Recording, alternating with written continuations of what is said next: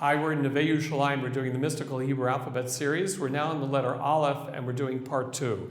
And what we did before is we looked at the Aleph being a combination of a upper Yud, lower Yud, and slanted Vav. And we learned last time that Yud is the letter of spirituality. It has a value of 10. And that Vav represents the 6 days of creation. Vav is the sixth letter of the alphabet. And the 6 days of creation represent the mask of nature which hide God. That gives you free will. Okay? Now, what we said was that God is the source of reality constantly. God is the only thing that exists, and therefore science says creation was a Big Bang 13.8 billion years ago. Judaism says creation is constant, it's every single instant. Every instant God has to hide himself enough to allow for the possibility for something else to exist, and every instant God has to be the source of its existence. So we said that's why over the first 6 days of creation there are 10 layers of the mask he hides behind, and in the plagues of Egypt he peeled them backwards, and they line up, the statements of creation line up to the plagues of Egypt in reverse order. Of course, all 10s in Judaism line up because it represents God's oneness dividing into a spectrum of 10 to hide himself. Okay, fine. So now, the problem with this layering is that when God hid himself behind 10 layers of the mask, during the creation story, he wired our senses, smell, touch, taste, sight, hearing, in a way where we track the mask that he hides behind in terms of the bottom 7 of those 10 layers. Okay? In other words, the spectrum that God hides behind has 10 layers, but he designed human beings that we're sensitive to and capable of tracking within nature the bottom 7 of those layers. In other words, the upper 3 layers are here, but they are too spiritual for us to track physically. Meaning, when you take white light, and you remember in high school, you divided it through a prism and you could see 7 colors, right? That's nature cycling in the 7s. You didn't see 10 colors when you divide white light. Or in our Western tonal systems, we always go 7 notes and repeat, 7 notes and repeat, 7 notes and repeat. It's called an octave, right? That's that cycling of 7s. Or if you look at how the world works, you'll see there's a logic to a 30-day month because the moon goes from full to full every 29.53 days. Makes sense. And there's a logic to a 365-day year because the earth goes around the sun every 365 and a quarter days. But if you think about it, there's no real logic to a 7-day week. 7 doesn't work mathematically. 7 doesn't go evenly into a 30-day month, and 7 doesn't go evenly into a 365-day year. As a matter of fact, if you belong to some civilization thousands of years ago, you don't have to be a mathematical genius to realize that 5-day weeks work perfectly. A 5-day week is perfect because you'd have perfect 6-week months. You'd have perfect 71-week years. So how come nobody did that? How come all civilizations aren't tracking a 5-day week based on the cycle of the moon and the cycle of the earth around the sun? It would be absolutely a perfect system. The answer is because we're all tracking a 7-day week based on the fact that that's how God did it, and that's how the pattern of the first week was established, and we've stuck with it ever since. So that's nature cycling in 7s going all the way back to the first 7 days of creation. Okay? So it's like, there's a very famous drawing that I think Da Vinci did of a man standing inside a circle. So the bottom 7 would represent the world of his actions, because you can see, smell, touch, and taste action. The upper 3 would represent the world of his thoughts, and you can't see, smell, touch, and taste thoughts even though they exist. Do you follow? So that makes it a little bit harder for us to see the spectrum of 10 that hides God because we're distracted by the bottom 7 of those 10. Okay, fair enough. Fine. So now, let's go back and answer the question we had before when we did part 1, and that is that if Aleph represents that idea of God's oneness, why did he use such a complex X-like pattern? Why did he create this upper Yud, lower Yud, slanted Vav shape? Why didn't he use a simpler shape like a vertical line or a horizontal line or a circle or a dot? Something simpler to represent his oneness. And now we have enough information to actually answer the question. Because we know what yuds are, we know what vavs are. So let's take apart the letter based on what we learned last class. Okay? We have an upper yud and a lower yud. So what did we say yud was last time? Yud is the letter of? Spirituality. Good. So what would upper yud represent? What would upper spirituality be, theoretically? Upper yud could represent an Aleph somehow has some godly message in it we're looking for, and it's made up an upper yud, lower yud, and a slant above. And we know that yuds are letters of spirituality. So in the pattern of a yud, what would upper yud, with the pattern of an Aleph, what would an upper yud represent? Spirituality. Yeah, yud is the letter of spirituality. We got an upper yud and a lower yud. Upper spirituality would represent what? Heaven. Heaven, thank you. What a relief. Heaven, God sitting on his throne. I don't know, the great spiritual existence up there, right? That's a goal of what you're here to connect to. Godliness, heaven, right? That's what we're trying to connect to. That would be an upper yud. Now, there's a lower level yud in an Aleph. Now, a lower yud seems to imply that there's spirituality down here in the physical world. Is there spirituality down here in the physical world? Say yes. Yes. Correct. Hopefully the microphone picked that up. Yes. Where do you find it? In other words, where's the yud of this plastic chair? If there's spirituality down here in the physical world, which obviously there is, where do you find it? Here's a plastic chair made of carbons, hydrogens, oxygens, and nitrogens. Is the plastic spiritual? No, the plastic is plastic. Where's the yud? Yes, thank you. That's exactly right. The spiritual basis for the chair is the God willing it into existence. In other words, that flow of spirituality. I use the metaphor beaming. God beams the chair into existence because, I don't know, I remember the 1960s. Beaming things was very Star Trek.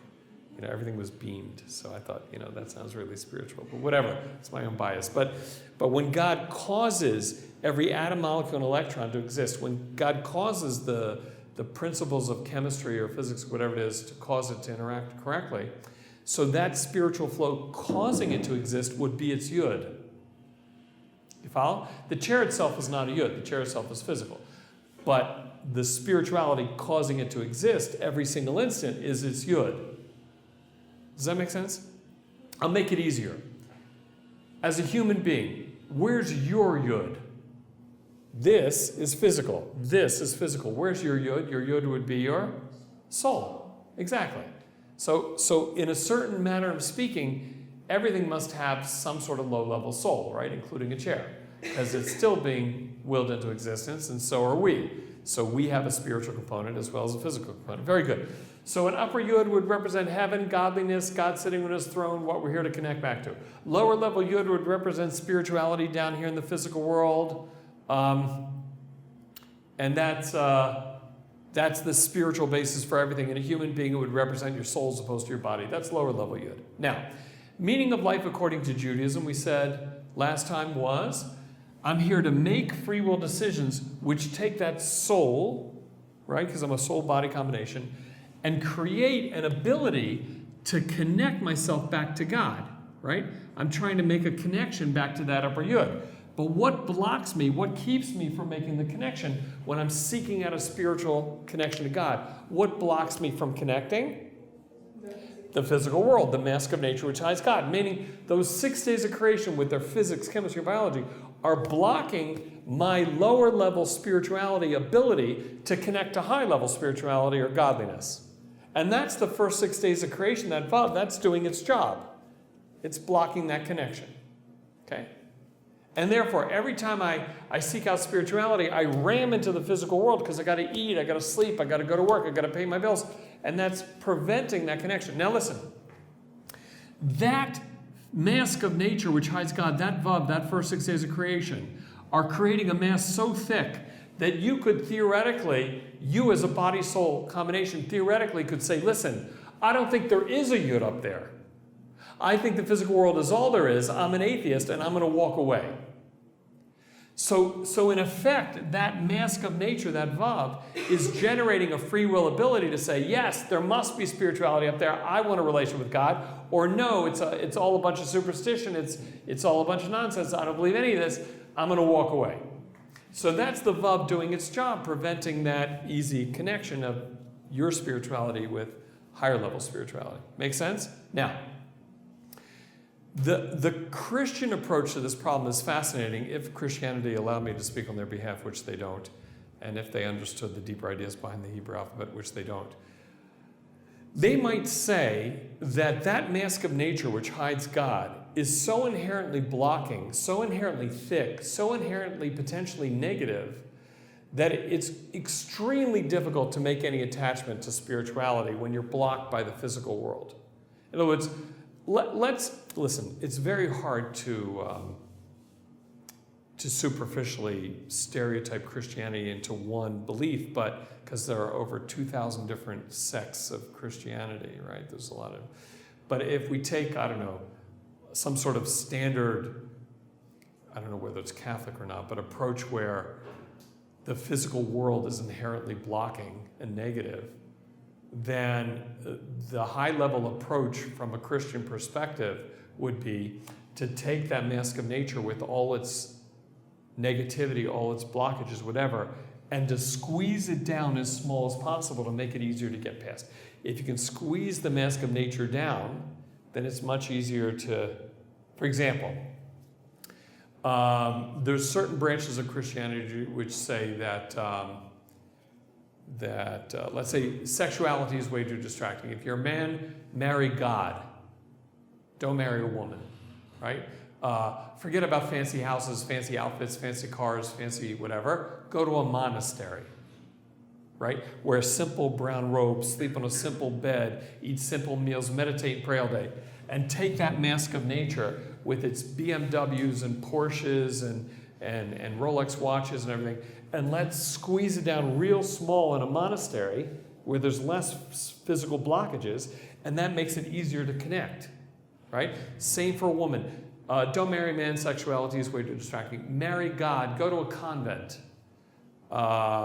Forget about fancy outfits, wear a simple black robe, eat simple meals, sleep on a simple bed, do acts of kindness, meditate and pray, and take the mask of nature with its whatever it is, fancy, I don't know, fancy shopping, fancy whatever, squeeze it down real small, and it's much easier to get past, right? And you know what Judaism says about that approach? It works. In other words, you don't have to be a Torah genius to realize that if you take the mask of nature with all its temptations, whatever it is, all these potential blockages, and you get rid of them, squeeze them down real small, and you run to a monastery or a convent or whatever it is, and you focus on God all day, God all day, God all day, and you stay away from shopping centers, of course you're going to be more spiritual. Judaism says it works, but you're not supposed to do it, because they're making a big mistake. Christianity's making a big mistake. And one of the mistakes they're making is they're taking the mask of nature which hides God, that Vav, and they're saying, listen, it's so inherently tempting, so inherently potentially blocking, so inherently potentially negative. Forget it. It's very difficult to get past. You got to avoid it to achieve high-level attachment. And we say, well, one second, that's not fair, because God made that mask. God made the mask of nature. It's not negative, it's just a mask. In other words, if you have enough Torah to understand how to use the mask properly, what do you have to be scared of the mask for? In other words, of course God hid himself behind the first 6 days of creation. And of course that includes cars and shopping and all this other stuff. Yeah, that's true. But the mask is not negative. The mask is a mask. You need a Torah perspective. I'll give you an example. Let's take a car. So a car is a part of the mask of nature which hides God, right? But a car's not negative. Let's say I pay, whatever, $20,000 for a Toyota. So I can do great things with a car. I can take food to the poor, I can visit the sick, I can take my kids to school, I can go honor my parents. A car is an amazing thing. What do I have to be scared of a car for? Perhaps in a monastery, everybody in a monastery doesn't need a car. So what's wrong with the car? The answer is nothing. A car is a part of the mask of nature, but if you have a Torah perspective on the car, you realize cars can make the world a better place, right? The problem is not the car. The problem is instead of paying $20,000 for the Toyota, what if I pay $150,000 for a BMW? So then you got to answer a question. What did you get for your extra $130,000 when you bought the BMW? And you'll say, oh, come on, Rabbi Marcus, that's easy.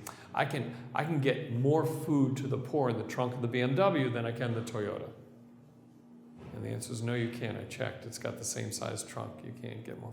You say, fine, I can visit the sick faster in a BMW than a Toyota. And the answer is no, sorry, the speed limit's the same for both cars. So what did you get for your extra $130,000? And the answer is, if you're honest, it's ego. You try to buy your self-esteem and your self-image on a car dealer parking lot because the advertisers are promising you on a subtle level it works. It makes you a more important or better person. The answer is, guess what? They're paid to say that it's not true. You can't get your self-esteem and your self-image from a car. Have you ever noticed that really nasty people who drive really nice cars stay nasty? I mean, cars don't help. Cars can transport you, but they can't help who you are as a person, right? So now you've been damaged to $150,000 worth of damage because you didn't understand what a car is for. So instead of escaping to a place where there are no cars and I just focus on God all day, God says, listen, I gave you Torah. Torah is a mechanism for understanding how to use the mask properly. If you have Torah and you look at the mask of nature which hides God, so then all of a sudden you don't have to be scared of the mask. You use the mask. You use the car to make the world a better place, right? Right? Because remember that Vav was the mask of nature which hid God? But you remember in the last class we said Vav, the letter Vav, has another definition in Hebrew. If you go to a hardware store in Israel and you say to the guy behind the counter, I need to buy a Vav in Hebrew literally is a hook. Exactly right. A Vav is a hook, H-O-O-K. It's what you hook things with, like on the end of a fishing line. So a Vav literally is a hook. That's why in Hebrew grammar, a Vav is the conjunction end, A-N-D, when used as a prefix in front of a noun, because end hooks things together, right? So a Vav literally is a hook. That same mask of nature which hides God is exactly what he wants you to use to hook yourself to him. God's saying, use the car to make the world a better place and connect to me. Use a vacation to be a more patient wife or a more patient mother. Use your house to have guests on Shabbat. But you don't have to run from all these things because they're potentially blocking. No. If you have a Torah perspective on them, everything God hides behind is potentially a way of hooking yourself to him. And that's the meaning of life according to Judaism, right? You're a soul. You're here to connect to godliness. When used improperly, the mask of nature will block you, but it gives you free will. When used properly, it's the same mask God hides behind that he wants you to use to hook yourself to him. And that's the meaning of life in the shape of the letter Aleph. Any questions on that?